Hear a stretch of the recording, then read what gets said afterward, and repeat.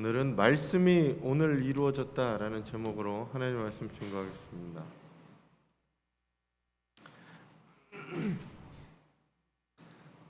계속적으로 저희가 주현절 절기를 지키고 있습니다. 예수님의 공생애가 언제부터 시작했냐라고 하면 예수님의 이 세례를 통해서 공생애가 시작됐다라고 이야기합니다. 예수님이 세례를 받을 때 예수님의 정체성은 이제 드러나게 됩니다. 이는 내 사랑하는 아들이라 라고 하는 거죠. 그렇게 드러나게 됩니다. 그리고 공생의 가장 첫 번째 시작은 어디서부터 출발하냐면 광야로 나가게 됩니다. 오늘 본문은 그 광야 시험 이후의 본문이 오늘 이야기입니다. 광야에 먼저 이끌리셔서 광야에 나가셔서 예수님께서 시험을 받으셨어요. 유혹을 받으셨어요. 세 가지 유혹을 이 예수님은 다 이겨내시고 오늘 말씀의 시작이 이렇습니다. 예수께서 성령의 능력으로 갈릴리로 돌아가셨다라고 얘기해요.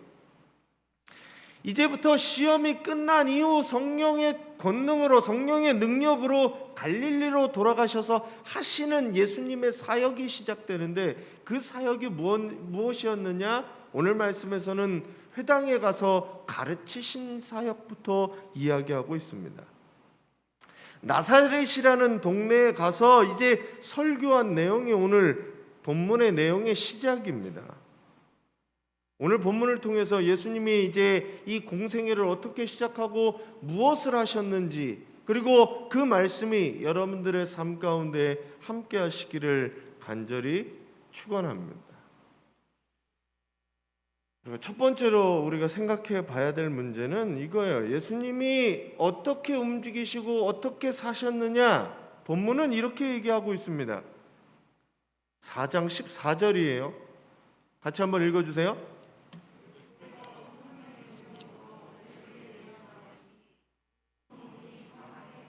자, 이 누가복음의 독특한, 그리고 누가복음의 강조점 중에 하나는 이 성령으로 통해서 예수님의 사역은 이루어졌다는 겁니다. 오늘 말씀의 본문의 시작은 이렇게 돼요. 예수께서 성령의 능력으로 갈릴리에 돌아가셨다라고 얘기합니다. 성령의 능력 때문에 예수께서 갈릴리로 다시 돌아가신 거예요. 그러면 갈릴리 이전에 어디 있었느냐라고 하면 4장 1절에 이렇게 얘기합니다. 예수께서 성령의 충만함을 입어 요단강에서 돌아오셨어요. 그리고 광야에 40일 동안 들어가셨는데, 그게 어떻게 된 일이냐? 성령에 이끌리셨다라고 얘기합니다. 예수님의 시작은 성령의 충만함으로 세례를 받고 성령의 충만함을 받은 이후에 성령에 이끌리셔서 광야로 들어가셔서 또한 광야의 시험을 이겨내시고 다시 또한 성령의 능력으로 오늘 갈릴리로 돌아가셨다는 이야기입니다.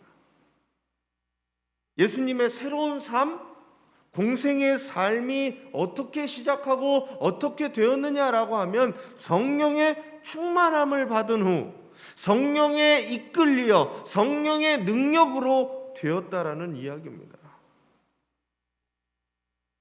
여기서 제가 생각해 볼 문제는 이거예요. 성령이 충만하고 성령의 능력이, 성령의 이끄심이 우리를 항상 좋고 풍성하고 푸른 초장과 쉴 만한 물가로 인도하는 것이 아니라 때로는 우리를 광야로 이끄신다는 겁니다.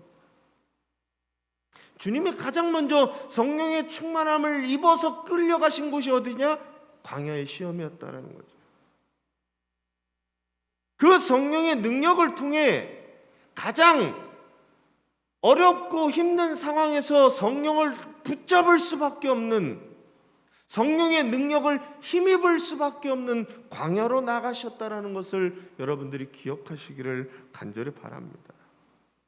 그리고 이제 돌아와서 예수님의 사역은 시작되는데 가르치시는 사역이 시작돼요. 오늘 처음에가 이렇게 시작하는 거죠.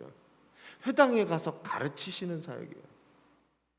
그리고 예수님은 그 성령의 능력을 통해 가르치시고 성령의 능력을 통해 더러운 귀신들을 쫓아내시며 많은 사람들을 고쳐주신 사역이 시작되게 됩니다.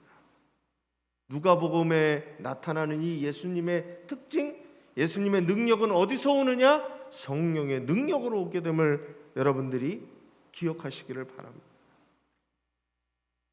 똑같이 이 누가복음을 쓴 저자가 사도행전을 쓰게 되는데, 사도행전에도 예수님의 제자들도 성령의 권능을 받아서 시작을 하게 돼요. 제자들에게, 두려움에 떨고 있던 제자들에게 성령의 충만함이 임하니까 비로소 그들이 방언을 하게 되고 그들이 하나님의 일을 시작하게 됩니다. 예수님이 말씀하신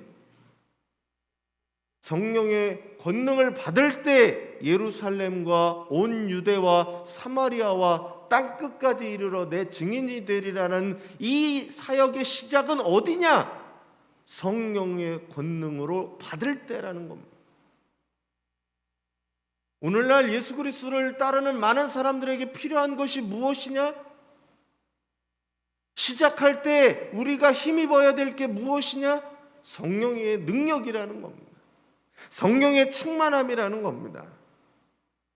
돈이 없어서 일을 못하는 게 아니에요. 시간이 없어서 일을 못하는 게 아니에요. 능력이 없어서 일을 못하는 게 아니라 하나님의 일을 못하는 것은 성령이 나에게 임하지 않았기 때문이라는 거예요.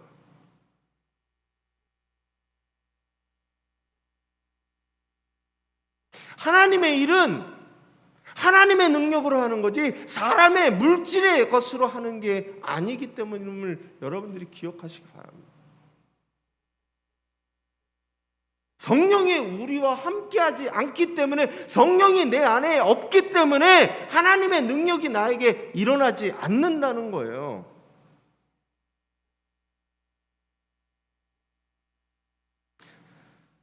하나님의 사람으로, 예수님의 제자로 살아갈 때 우리에게 가장 필요한 것은 바로 성령의 임재, 성령의 도우심을 여러분들이 잊지 않으시기를 간절히 바랍니다. 여러분들에게 지금 필요한 것이 무엇이에요? 새해, 새로운 삶을 위해 여러분들에게 필요한 것이 무엇이에요? 무엇을 간구하시고 하나님 나에게 무엇을 달라고 여러분들 기도하시겠어요? 돈이 없어서? 돈 좀 주시면 제가 열심히 일하겠습니다. 아니면 나에게 능력을 주시면 내가 열심히 일하겠습니다. 그게 중요한 게 아니에요. 성령이 나에게 임하면 그 능력은 나에게 따라온다라는 거죠. 근데 우리가 다른 것을 구하지 않고 있나 돌아보셔야 돼요. 나는 성령의 충만함을 입고 성령에 이끌리고 성령의 능력으로 살아가고 있느냐, 아니면 내 힘과 내 의지대로 살아가고 있는지 돌아보셔야 되는 겁니다. 예수의 제자로 살아갈 때, 하나님의 자녀로 살아갈 때, 하나님의 능력이 가장 필요할 때 우리에게 필요한 것은 성령의 임재, 성령의 도우심, 성령의 이끌리심, 성령의 능력이 여러분들에게 필요함을 믿으시기를 간절히 바랍니다. 그리고 그 성령의 능력이 여러분과 함께 하시기를 간절히 바랍니다. 예수님이 이제 30년 동안의 그 생활을 접고 새로운 공생애를 시작하면서 가장 시작의 첫 부분에 필요했던 게 성령의 능력이었음을 여러분들이 기억하시기 바랍니다. 지난주에 말씀드렸던 물로 우리가 새롭게 되는 게 아니라 예수 그리스도가 말씀하신 이 포도주, 예수 그리스도의 피로써 우리가 깨끗하게 되어 새롭게 시작되는 그 삶을 여러분들이 누리시기를 간절히 바랍니다. 성령의 이끌림을 받아서 때로는 내가 하기 싫은 광야에도 끌려가고 그곳의 유혹을 물리쳐내고 성령의 능력으로 이겨내고 성령의 능력으로 많은 것들을 이루시고 복음을 증거하고 사명을 감당하시는 저와 여러분들이 되시기를 간절히 바랍니다. 다른 게 중요한 게 아니에요. 다른 게 여러분들에게 필요한 게 아니에요. 성령의 필요함을 깨달으시기를 간절히 바랍니다. 두 번째는 제가 말씀드리는 거예요. 성령의 능력으로 예수님께서 가장 먼저 하신 일이 가르치시는 사역이었어요. 무엇을 가르쳤느냐? 마태복음에는 하늘나라에 대한, 천국에 대한 얘기를 했는데, 오늘 이 누가복음에는 예수님께서 전하신 복음 가장 먼저, 마가복음에는 회개하라 천국이 가까이 왔다 이렇게 얘기했는데, 오늘 누가복음에서 전하신 복음은 다른 내용이에요. 오늘 전하신 복음의 내용이 이렇습니다. 같이 한번 읽어주세요. 내게 임하셨으니 이는 가난한 자에게 복음을 전하게 하시려고 내게 기름을 부으시고 나를 보내사 포로된 자에게 자유를, 눈먼 자에게 다시 보게 함을 전파하며 눌린 자를 자유롭게 하고 주의 은혜를 전파하게 하려 하심이라. 아멘. 예수님이 다른 복음서에서는 회개하라 천국이 가까이 왔다 이렇게 얘기하셨는데, 오늘 누가복음에 나타나는 것은 주의 성령이 내게 임하셨으니, 이사야 본문을 인용하세요. 성령이 내게 임하셔서 하는 일이 무엇이냐? 가난한 자에게 복음입니다. 포로된 자에게 자유를 주는 거예요. 눈먼 자에게 다시 보게 함을 전파하고 눌린 자에게 자유롭게 하고 주의 은혜를 선포하는 이 사역이 예수님의 사역이었다는 겁니다. 가난한 자가 뭔지 오늘 요 이야기들을 조금 깊게 해보려고 그래요. 가난한 자가 뭘까? 뭐 이거를 그냥 심령이 가난한 자 아니에요. 누가의 가난한 자는, 누가는 정말 가난한 사람을 이야기합니다. 마태복음처럼 심령이 가난하다고 얘기하지 않아요. 그냥 가난한 거예요. 그럼 가난한 사람이 누구냐? 가난한 자가 누구냐? 가난한 자는 부족하고 결핍한 거예요. 뭐가 부족한 사람? 가장 첫 번째로 생각하면 이런 거죠. 돈이 없는 사람, 그 가난한 사람이에요. 1차적인 생각. 먹을 것이 없는 사람, 가난한 사람입니다. 그 가난한 사람에게 복음이 증거돼요. 왜? 가난한 사람은 가난 때문에 복음이 들어오질 않아요. 먹고 사는 문제가 내가 급급한데 복음이 안 들어가요. 복음이 복음으로 들리지 않는 거죠. 부족하고 결핍이 누구에게만 있어요? 여러분들에게는 부족함이 없습니까? 결핍함이 없어요? 어떤 사람은 돈이 없고, 어떤 사람은 먹을 것이 부족하지만, 어떤 사람은 가족이 없어요. 가족이 없고 가족이 부족한 사람? 과부와 고아라는 얘기죠. 성경에 처음부터 끝까지 이 보호해야 될 대상 중에 하나는 과부와 고아와 나그네였습니다. 집이 없는 사람? 나그네잖아요. 가족이 없는 사람? 고아와 과부였어요. 부족하고 결핍에 있는 사람들이에요. 또한 힘이 없는 사람? 네. 힘이 없는 사람도 부족한 거죠. 가난한 사람이에요. 배움이 없는 사람? 그 사람도 가난하고 결핍된 사람이에요. 이렇게 주님께서는 결핍되어지고 부족한 사람들에게 풍성함으로 채워주신다는 거예요. 예수 그리스도가 그 부족함과 결핍함을 채워주신다는 겁니다. 그들에게 복음으로 채워주신다는 거예요.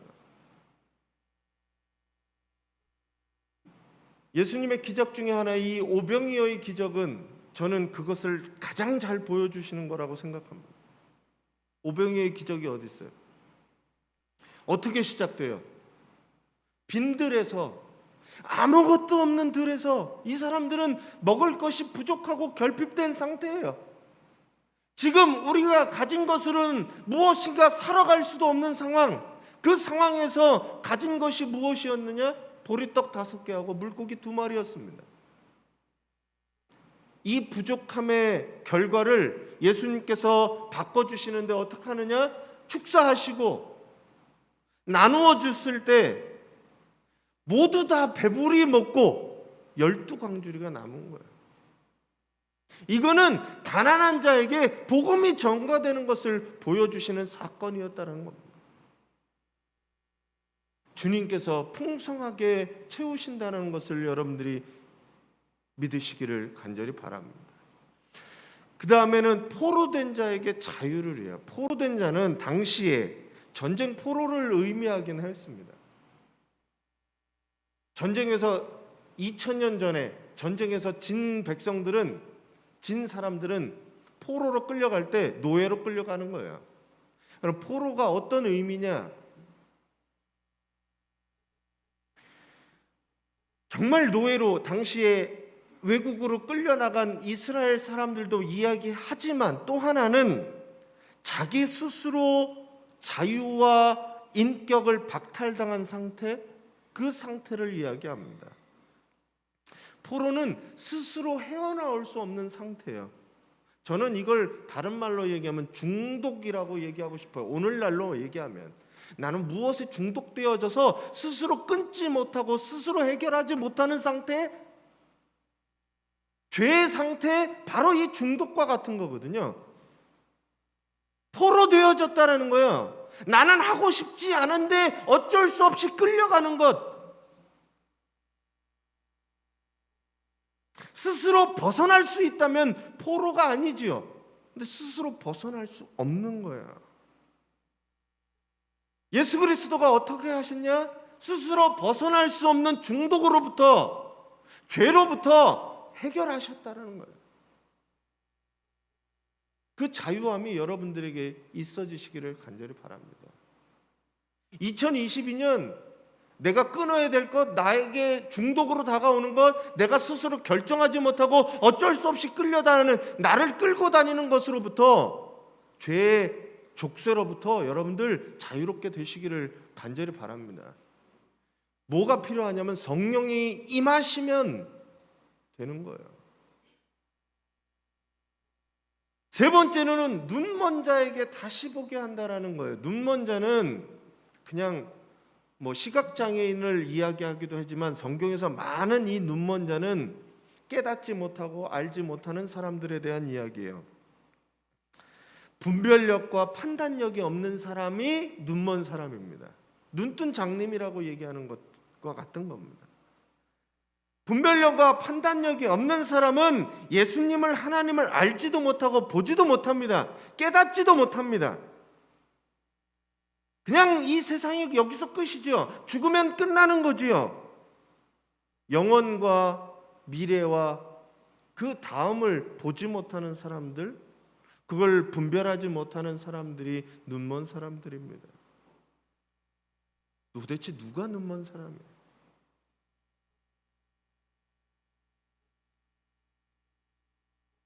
예수님이 그 눈먼 자들을 깨달아서 분별하고 판단하게 하신다는 거예요. 그리고 그분이 길을 밝히 보여주신다는 것을 여러분들이 깨달으시기를 간절히 바랍니다.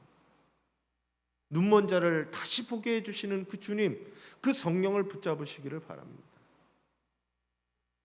이 네 번째는 눌린 자예요. 눌린 자. 눌린 자는 어떤 사람들일까요? 눌린 자. 네. 이제 포로된 자하고 눌린 자하고 사실은 비슷한 맥락이긴 하지요. 눌린 자는 억압받는 상태라는 거예요. 내가 할 수 있는데도 불구하고 눌려서 아무것도 할 수 없는 상태. 네. 지금 코로나 같은 상태도 사실은 저는 눌린 상태라고 생각합니다. 자신의 영역과 잠재력을 충분히 발휘할 수 없고 그냥 아무것도 할 수 없는 처져 있는 상태, 움직일 수 없는 상태, 그 상태가 눌린 상태지요. 과거의 실수, 시행착오, 오는 죄책감, 컴플렉스, 이런 것을 통해서 내가 할 수 있는데도 불구하고 하지 못하는 상태예요. 오늘날 우리 젊은이들, 오늘날 많은 이 코로나 때문에 갇혀있는 사람들에게 이런 것들이 있다라는 거예요. 이것들이 심해지면 고정관념이 되고 편견이 되어버립니다. 그거로부터 예수 그리스도는, 성령은 다 자유롭게 한다는 거예요. 저는 이 자유가 여러분들에게 있어지시기를 간절히 바랍니다. 환경이 우리를 올가매고 누르는 게 아니라 내 마음이 나를 누르고 있다라는 거예요.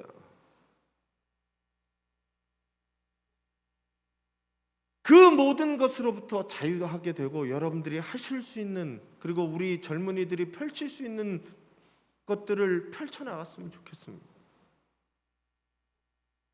그리고 마지막, 이 주의 은혜의 해를 전파한다라는 것은, 은혜해가 희년 사상이에요. 희년 사상. 희년 사상을 들어보셨는지 못 들어보셨는지 모르겠지만,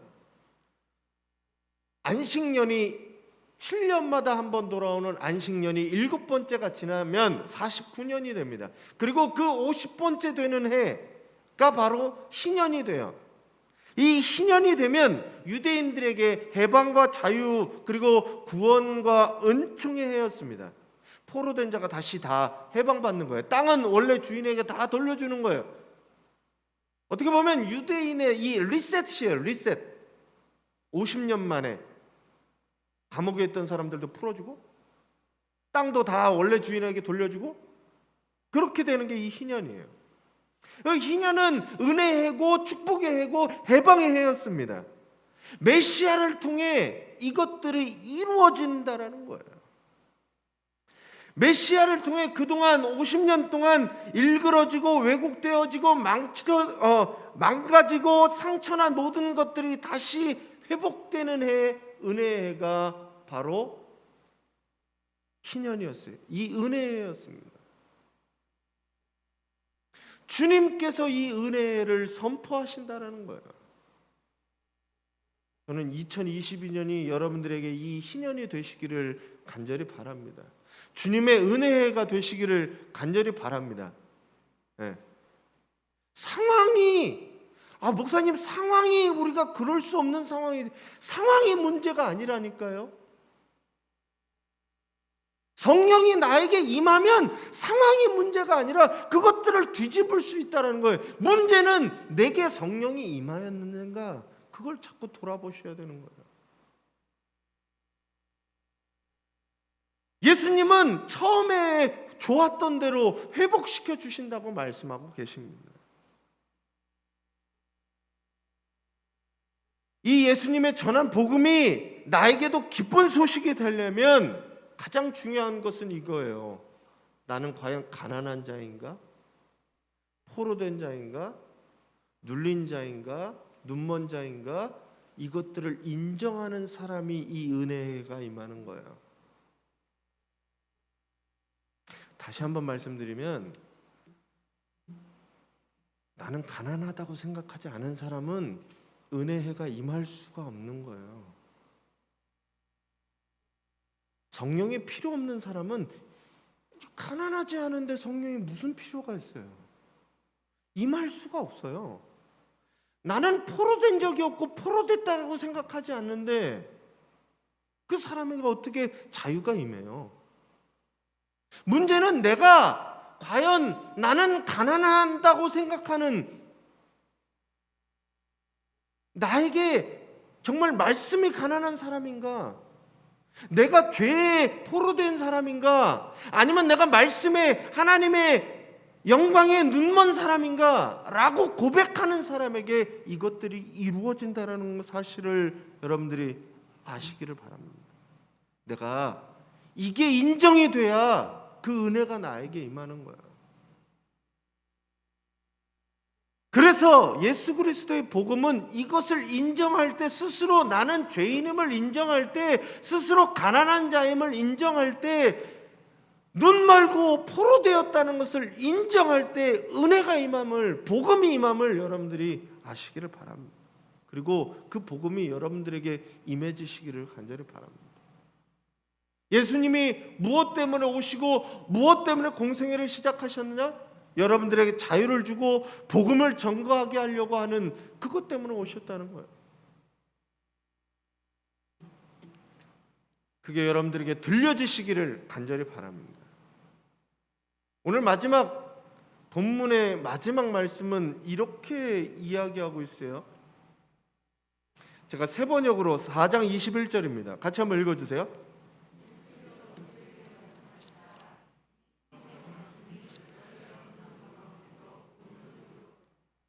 저는 사실 이 말씀이 잘 이해가 되지 않지요. 아니, 말씀을 들은 이 사람들에게 오늘 이 성경 말씀은 주의 성령이 임하였으니 눈먼 자가 가난한 자에게 복음이 좀, 그 얘기거든요. 그 얘기가 뭐라고 얘기하시냐면 너희가 듣는 가운데서 오늘 이루어졌다라고 얘기를 합니다. 하나님의 말씀은 책 안에 갇혀 있는 게 아니에요. 문자 안에 갇혀 있는 게 하나님의 말씀이 아니라는 겁니다. 말씀은 성령을 통해서, 성령의 역사를 통해서 그것을 믿는 사람들을 통해 이루어지고 나타나는 것이 바로 말씀임을 깨달으시기를 바랍니다. 말씀이 사람을 통해, 믿는 사람을 통해, 성령을 의지하는 사람을 통해 사건이 되어진다는 거예요. 말씀이 그냥 말로써 아무것도 안 되고 그냥 말로써 끝나는 것이 아니라 하나님의 말씀은 그 말씀이 곧 사건으로 이루어진다는 것을 여러분들이 보시기를 바랍니다. 아무리 많은 말씀을 들으면 뭐예요? 아무리 많은 말씀을 읽으면 뭐예요? 그 말씀이 나와 상관이 없고 그냥 떠도는 이야기면 소리나는 구리하고 울리는 꽹과리지요. 교회를 10년, 20년 다니면 뭐예요? 말씀을 매번 들으면 뭐예요? 나하고 상관없는 말씀이면 그건 아무 얘기가 아니잖아요. 나하고 관계가 없고 내 가슴을 후벼파지 않으면, 내 가슴이 움직여지지 않으면, 내 삶이 변하지 않으면 그 말씀이, 하나님의 말씀이 나랑 무슨 상관이 있습니까? 무엇을 믿는 거예요? 그 말씀이 나에게 다가와서 내 삶을 돌이킬 때 비로소 그 말씀은 성령의 능력으로 나타나는 겁니다. 그러니까 말씀을 들은 사람은, 어떤 사람은 도망가는 거예요. 어떤 사람은 귀를 막고 말씀을 듣지 않는 거예요. 오늘 본문 뒤에 보면 그 말씀을 들은 사람들의 반응이 예수를 죽이려고 절벽으로 몰거든요. 왜 그래요? 말씀이 나에게 찔려오고 나에게 아파오고 그 말씀이 듣기 싫으니까 한쪽 방면에서는 예수를 공격하는 거예요. 여러분들이 어떤 사람인지 잘 돌아보세요. 어떤 사람은 그 말씀이 아예 들리지도 않아요. 말씀이 나하고 상관없거든요.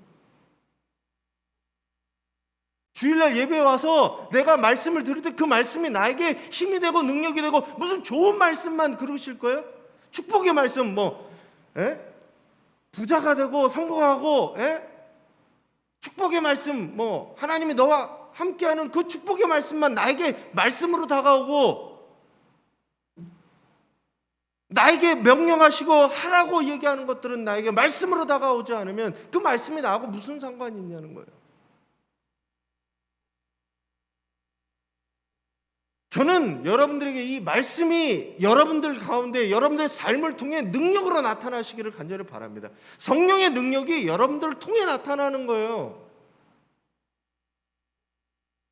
그냥 말씀이 내 허공을 떠다니는 그냥 이야기로 끝나는 게 아니라 제가 말씀드리는 이 말씀이 하나님의 말씀으로 들려질 때, 내 삶 가운데 다가올 때 비로소 하나님의 말씀은 하나님의 말씀이 되어지는 거예요.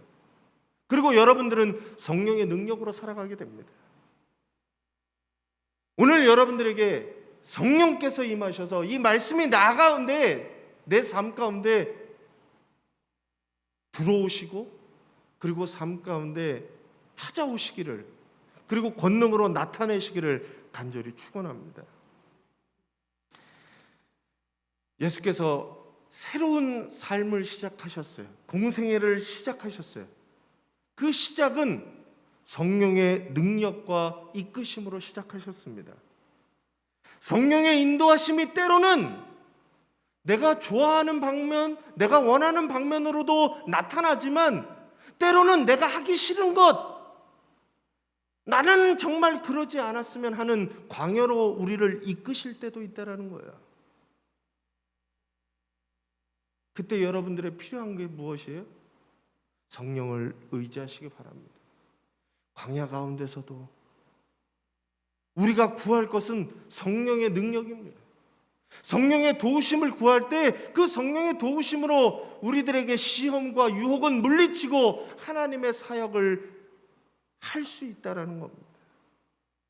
성령께서 함께 하시면 가난에서도, 포로가 된 상황에서도, 앞이 보이지 않는 그런 상황에서도, 눌린 상황에서도 우리를 구원하시고 은혜를 이끄신다는 것을 여러분들이 기억하시기 바랍니다. 성령께서는 그래서 우리의 과거의 삶을 새로운 삶으로 바꿔주시고 인도하십니다. 오늘 이 구원의 은혜가 말씀을 듣고 있는 우리 가운데 오늘 그리고 2022년 여러분들에게 이루어지시기를 간절히 바랍니다. 오늘 말씀에 보면 이렇게 되어 있어요. 오늘 이루어졌다. 말씀을 듣고 시작하는 지금 하나님의 말씀은 이루어집니다. 저 이거 내일 아니면 다음에가 아니에요. 지금 여러분들에게 들려주시고 지금 내 마음을 흔들고 움직이는 그런 성도님